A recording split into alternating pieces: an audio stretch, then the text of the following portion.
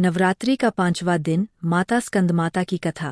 नवरात्रि का 5वां दिन माता दुर्गा के उस स्वरूप को समर्पित है जिन्हें हम स्कंदमाता के नाम से जानते हैं।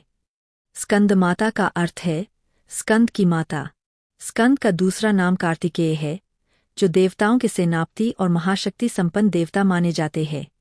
इस प्रकार स्कंदमाता वह दिव्य स्वरूप है जिन्होंने अपने पुत्र कार्तिकेय को जन्म दिया और उनका पालन पोषण किया। स्कंदमाता को मातृत्व, करुणा और वीरता का प्रतीक माना जाता है। उनका स्वरूप भक्तों को यह शिक्षा देता है कि माता का स्नेह अपने पुत्र के लिए असीम होता है, और जब धर्म संकट में होता है तब वही मातृत्व शक्ति रूपांतरित होकर वीरता और साहस का स्वरूप धारण कर लेती है। स्कंदमाता का स्वरूप अत्यंत अद्भुत और भव्य है। वे श्वेत कमल पर विराजमान रहती है और इसीलिए उन्हें पद्मासना भी कहा जाता है। उनके 4 हाथ हैं। 2 हाथों में वे अपने पुत्र स्कंद को धारण करती है, तीसरे हाथ में कमल पुष्प और चौथा हाथ आशीर्वाद की मुद्रा में होता है। उनके 7 सिंह वाहन भी है, जो यह दर्शाता है कि वे मातृत्व के साथ साथ पराक्रम और साहस की मूर्ति भी है। उनका मुखमंडल दिव्य आभा से प्रकाशित रहता है और भक्तों को करुणा व शांति का अनुभव कराता है। कथा के अनुसार जब देवता और असुरों के बीच निरंतर युद्ध चल रहा था, तब असुरों का बल इतना बढ़ गया था कि देवता पराजित हो रहे थे। उस समय देवताओं ने महादेव और पार्वती की स्तुति की। माता ने जब यह देखा कि धर्म संकट में है, तो उन्होंने अपने तेज से एक ऐसे पुत्र को जन्म दिया जो असुरों का नाश कर सके। यही पुत्र आगे चलकर स्कंद या कार्तिकेय कहलाए। भक्ति परंपरा में यह विश्वास है कि नवरात्रि के 5वें दिन जो भी भक्त माता स्कंदमाता की आराधना करता है, उसे न केवल संतान सुख मिलता है, बल्कि उसका जीवन भी मातृत्व की करुणा और आशीर्वाद से परिपूर्ण हो जाता है। माता स्कंदमाता की कृपा से भक्त को वैराग्य और मोक्ष का मार्ग भी प्राप्त होता है। कहा जाता है कि वे भक्त को सांसारिक बंधनों से मुक्त कर दिव्यता की ओर ले जाती है। माता स्कंदमाता के स्वरूप में एक गहरा दार्शनिक संदेश भी छिपा है। श्वेत कमल पर उनका विराजमान होना इस बात का प्रतीक है कि वे पवित्रता और शांति की अधिष्ठात्री है। कमल जल में रहकर भी निर्मल और सुगंधित रहता है। उसी प्रकार स्कंदमाता अपने भक्तों को यह शिक्षा देती है कि संसार के बीच रहते हुए भी मनुष्य को पवित्र और निर्मल रहना चाहिए। उनका सिंह वाहन यह दर्शाता है कि मातृत्व केवल करुणा तक सीमित नहीं है, उसमें अपार साहस भी छिपा है। जो भक्त उनकी शरण में आता है, उसके जीवन से भय और संकट दूर हो जाते हैं। स्कंदमाता का वरदेहस्त भक्तों को यह आश्वासन देता है कि माँ सदा उनकी रक्षा करेंगी और उनके जीवन में धर्म, शक्ति और विजय का संचार करेंगी। कहते हैं कि जो साधक गहन ध्यान में स्कंदमाता की आराधना करता है, उसे अलौकिक सिद्धियाँ प्राप्त होती है।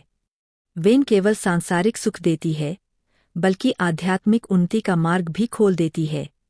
योगियों और तपस्वियों के लिए उनका ध्यान विशेष महत्व रखता है, क्योंकि वे भक्ति, वैराग्य और मोक्ष की प्रदात्री मानी जाती है। माता स्कंदमाता की कृपा से भक्त को अपने भीतर का अंधकार मिटाकर सत्य और धर्म की ओर बढ़ने की प्रेरणा मिलती है। उनका यह स्वरूप हमें यह भी बताता है कि जीवन में चाहे कितनी भी कठिनाइयाँ क्यों न आए, यदि हम सच्चे मन से धर्म और सत्य का साथ दें तो विजय निश्चित है। कार्तिकेय का जन्म भी अद्भुत और अलौकिक था। जब तारकासुर नामक असुर ने कठोर तपस्या कर ब्रह्मा जी से वरदान पाया कि उसका वध केवल महादेव के पुत्र द्वारा ही हो सकता है, तब देवता चिंतित हो गए, क्योंकि उस समय तक महादेव तप में लीन थे और विवाह की ओर उनका मन नहीं था। सती के आत्मदाह के बाद महादेव विरक्त होकर कैलाश में समाधिस्थ हो गए थे। देवताओं ने ब्रह्मांड की रक्षा के लिए माता पार्वती से प्रार्थना की। माता पार्वती ने कठोर तपस्या कर महादेव को पुनः गृहस्थ जीवन की ओर प्रेरित किया। उनकी भक्ति से प्रसन्न होकर महादेव ने उन्हें स्वीकार किया और तब उनके गर्भ से स्कंद का जन्म हुआ। स्कंद ने जन्म लेते ही अद्भुत तेज प्रकट किया। वे बाल्यावस्था में ही दिव्य शस्त्रों के ज्ञाता बन गए और युद्ध कौशल में अद्वितीय सिद्ध हुए। जब तारकासुर का अत्याचार चरम पर पहुंचा, तब स्कंद को देवताओं की सेना का सेनापति बनाया गया। माँ स्कंदमाता ने अपने पुत्र को युद्ध भूमि में भेजते समय न केवल मातृत्व का स्नेह दिया, बल्कि वीरता का आशीर्वाद भी प्रदान किया। कहा जाता है कि उन्होंने स्वयं अपने पुत्र को शस्त्र सौंपे और धर्म की रक्षा हेतु उसे प्रेरित किया। युद्ध भूमि में स्कंद ने अपने पराक्रम से तारकासुर और अन्य असुरों का संहार कर दिया और देवताओं को विजय दिलाई। इस प्रकार स्कंदमाता का मातृत्व केवल पुत्र के पालन तक सीमित नहीं रहा, बल्कि धर्म रक्षा के लिए वह शक्ति बनकर प्रकट हुआ। स्कंदमाता की कथा हमें यह भी सिखाती है कि जब धर्म संकट में पड़ता है तो मातृत्व भी योद्धा बन जाता है। सामान्यतः माँ का स्वरूप करुणा और स्नेह से भरा होता है, लेकिन जब उसका पुत्र और धर्म संकट में होते हैं तो वही माँ अपने भीतर छिपी वीरता को प्रकट करती है। यही कारण है कि स्कंदमाता को शक्ति का ऐसा रूप माना गया है जिसमें स्नेह और पराक्रम दोनों एक साथ विद्यमान हैं। 76. नवरात्रि के 5वें दिन जब भक्त माता स्कंदमाता की पूजा करते हैं तो वे कमल पुष्प, धूप, दीप और नैवेद्य अर्पित करते हैं। इस दिन विशेष रूप से पीले या नारंगी वस्त्र पहनना शुभ माना जाता है। माता की आराधना से संतान सुख की प्राप्ति होती है और परिवार में सुख शांति बनी रहती है। भक्तगण मानते हैं कि माता स्कंदमाता की उपासना से उनका मन और हृदय पवित्र हो जाता है। उनके भीतर करुणा और धैर्य का भाव जागृत होता है। साथ ही उन्हें अपने जीवन की समस्याओं का सामना करने की शक्ति मिलती है। माँ की कृपा से घर परिवार में प्रेम और एकता बनी रहती है। स्कंदमाता की कथा यह भी बताती है कि धर्म की रक्षा केवल देवताओं का ही कार्य नहीं है, बल्कि उसमें मातृत्व की भी बड़ी भूमिका होती है। यदि माँ अपने पुत्र को सही दिशा में प्रेरित करे तो वह पुत्र संसार में धर्म की रक्षा कर सकता है।